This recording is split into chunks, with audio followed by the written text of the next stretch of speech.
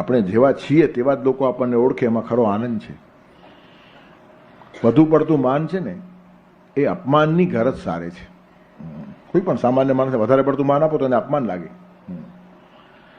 શેઠ જો પટાવાળાને ઊભો થઈને બારણા પાસે આવીને ઓહો આવો આવો સારું થયું તમે પધાર્યા તો કેવું લાગે?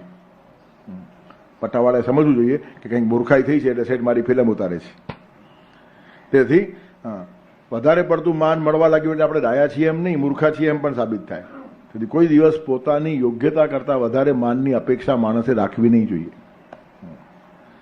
અપેક્ષા જ નહીં રાખવી જોઈએ. માણસે અમાનિત થવું જોઈએ. માનની અપેક્ષા શું રાખવાની? પણ જો રાખવી જોઈએ ને તો કમસે કમ પોતાની યોગ્યતાનું ભાન હોવું જોઈએ.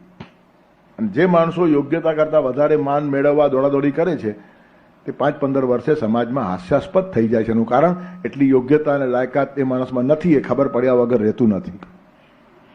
તેથી ખોટું માન કોઈ દિવસ પોતાના ઉપર આરોપિત ન કરો.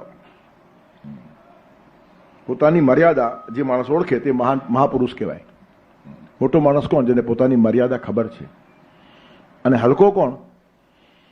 જેવો નથી તેના કરતાં આનંદ ગણો પોતાની જાતને મહાન ચિતરવાનો પ્રયત્ન કરે એ અબુદ્ધિ માણસ છે. એનું કારણ બહુ ભયંકર એના હાલ થવાના છે.